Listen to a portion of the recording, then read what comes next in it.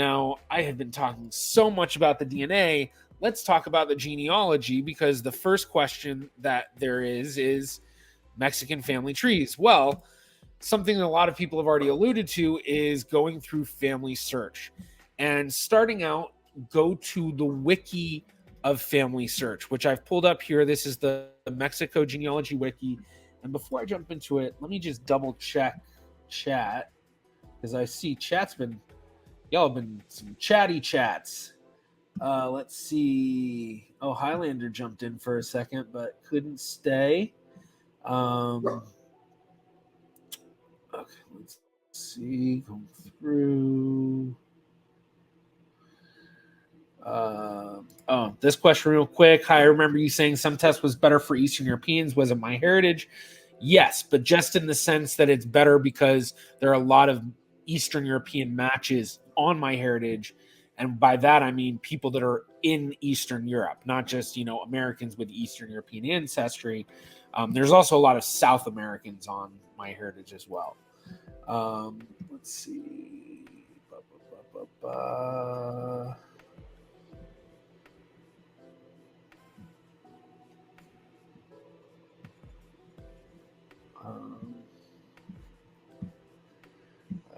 Let's see. Will 23andMe and Ancestry actually recalculate matching segments with the pool or matches if a parent tests?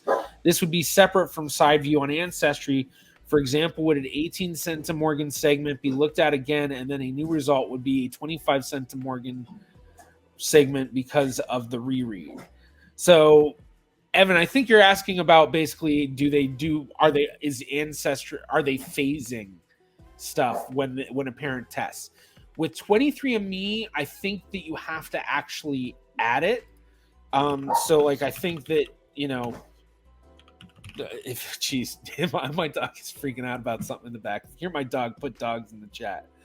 But they do have a way of phasing. And I think once you do, you have to connect it in 23andMe. Let's see. Did that work? Okay, so with DNA phasing, Jack.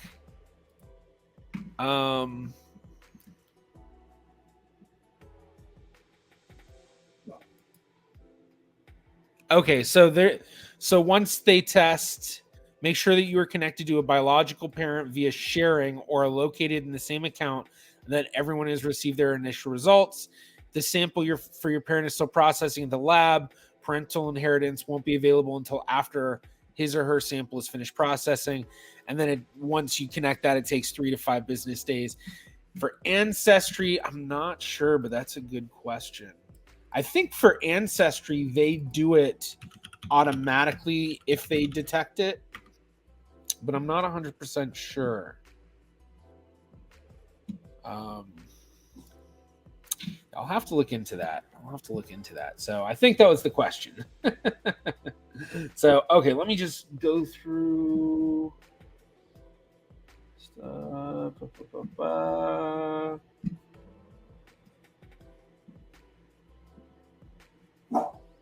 Okay, let's just jump into this. So with the wiki, this has a lot of great stuff.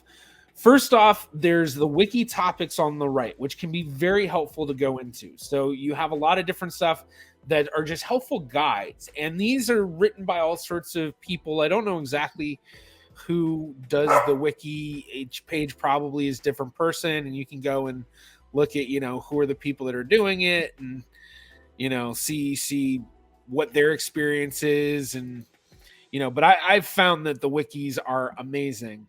But you get all this stuff. You get the record types that you can look into.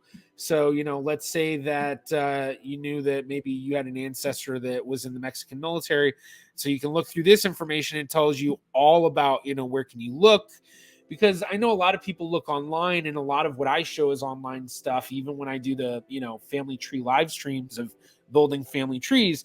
But the thing is that, when you're doing the more in-depth research, it is a lot of ordering and, contacting people to get records because a lot of stuff isn't digitized. And, that's especially where it's useful to hire genealogists that are in specific locations with those expertises, because not only can they pull the documents for you, but they can also use their expertise to help guide you in, what's the best next step. Or they may even say, oh, well, instead of looking there, let's actually look here first. So, I've hired multiple genealogists around the world. I've hired a genealogist in Livorno, Italy, hired a genealogist for Tulchin, Ukraine, which is in the Vinnytsia Oblast.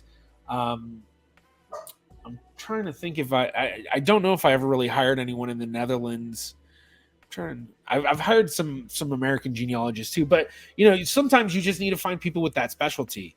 But sometimes you can just find the information here of who to contact and who to, sometimes it's just a matter of going to the website and putting in, there's just a form that you put in and you pay a fee, and so it can vary. But one of the best things is that you have all of these extra breakdowns of stuff. And in my experience with Mexican genealogy, it really comes down to the jurisdiction. I've had I've had experience researching in Nuevo León and Jalisco. And my experience has been pretty decent. A lot of it is available on Family Search. A lot of it is available on Ancestry as well. Some of it is not fully indexed and searchable. So basically you can go in and look and see what books are available, but you're going to have to click through it one by one. But, depending on where you're researching, it can vary. And I've heard that there are some jurisdictions in Mexico that have very little records available. You can then see that there's further, links and all of that down here. But one thing to also look for is the blue button, Mexico Online Genealogy Records. Most pages will have an online genealogy record button, especially if it's a location. And then it takes you to something like this where you can see a breakdown of stuff. So, okay, here we have birth records, and we have this record set 1545 to 1975 or 77, not 70. And that's Mexico, Puebla Catholic Church records at Family Search. And so if we click this, it's going to take us to the search function for it, but we can also browse all 6 million images. And I'll have to sign in to do that. Sign in real quick.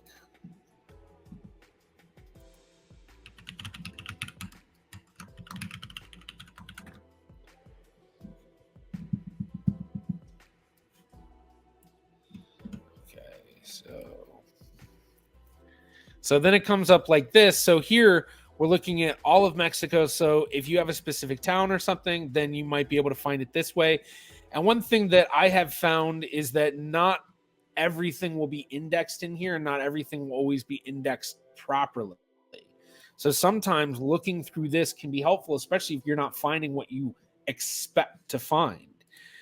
So let's just look at something random. So here we have baptism, census. Let's look at this 1907 census. And so we just click through that. And where is the button? There we go. So you can look at all of the records here. Let's just jump to a page. So here we've got what this census looks like, 1907. We've got whatever information is here, but there, that's the thing, is there can be a lot of stuff that you might not be able to find just by searching. But going through, you'll also see that, okay, here we have more Family Search stuff, but then they also show here, you can actually access this same information through Ancestry, MyHeritage, and Find My Past. And you'll notice this little money symbol beside it requires a paid subscription for full access. So it gives you information of where things are available. And, that can be helpful, if we're researching on Ancestry and building the tree on Ancestry. Oh, great.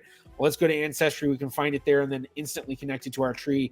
That's easy. Or maybe you prefer MyHeritage and you want to do it on MyHeritage. Or maybe you've got something going on Find My Past and you want to connect it to stuff there. But then we also have here, we've got other stuff. So we have British Armed Forces and Overseas Births and Baptisms, and this is at Find My Past. And then Ancestry has Mexican birth records, no dates indicated. But then same thing for all these other stuff. There's just all sorts of information that's listed, and it's broken down, and depending on the areas and locations, sometimes you can have a lot of stuff, sometimes not so much. This actually looks, it's not super bare, but this is a little bit smaller than a lot of other online genealogy records I've seen. But let's say the family comes from Nuevo Leon. Do they say where they're from? Okay, let's see the update post.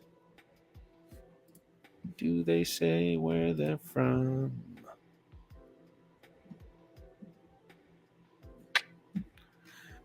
Well, we did see there was a community. What was the community they got? Jalisco. All right, so let's look Jalisco, because I bet you anything they probably have ancestry from Jalisco, which the reason why I have experience researching in Jalisco is I have been researching in Jalisco in preparation for an upcoming YouTuber Family Trees episode, which I should mention here, if you haven't seen the episode just released 2 days ago on Sunday, I just released an episode tracing the family ancestry, one of the lines of Drew Darnell. That video has unfortunately been doing a lot fewer views than I hoped it would. So yeah, if you haven't watched it yet, go watch it, because I'd really appreciate it. But I've been researching for a lot of other YouTubers who will be on the series, and one of those YouTubers is Cynthia Reyes, who does science videos, and she is from Mexico. And so I've been researching her family tree, which comes from Jalisco.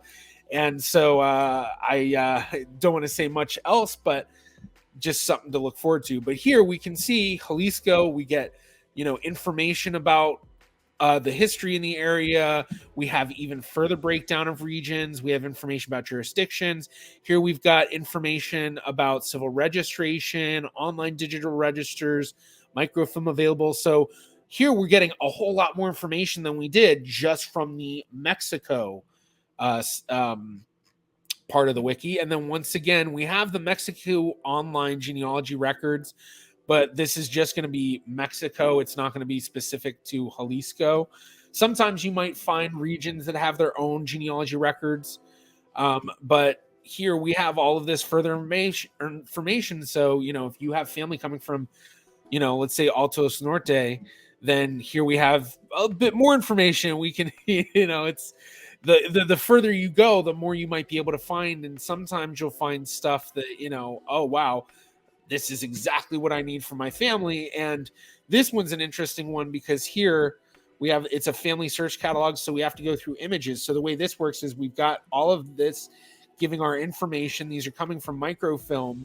And here we have all of that microfilm. We can see where it's located, Granite Mountain Record Vault.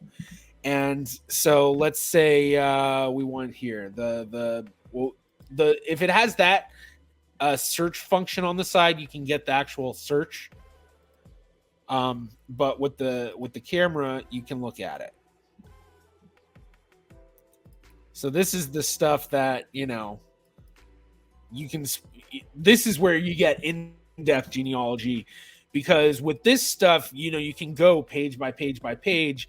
But this is where you start to learn tricks of the trade of being able to get past, that difficulty. So, here we know, okay, what is the information on this record set?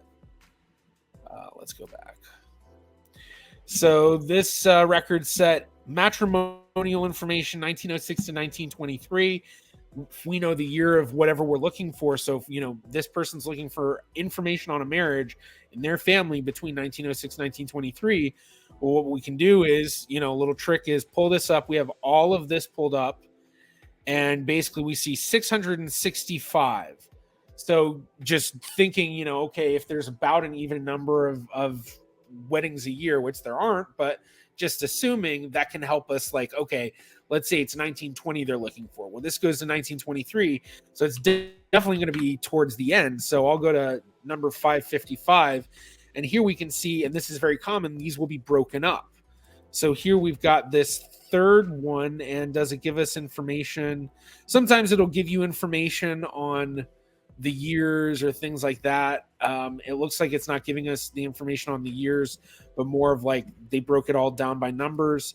But what you can do is basically see if you can find one that gives you that year information.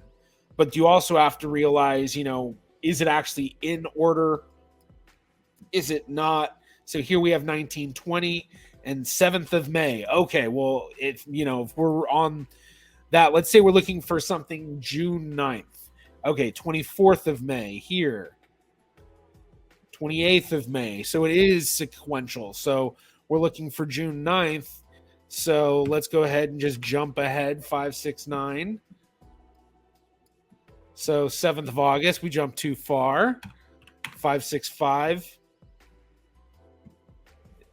July 10th. So, but you can kind of see what I'm saying in terms of, you can get to that spot of, it's a lot to go through, but if you think about it, in the right way, you can really save yourself a lot of time to find stuff.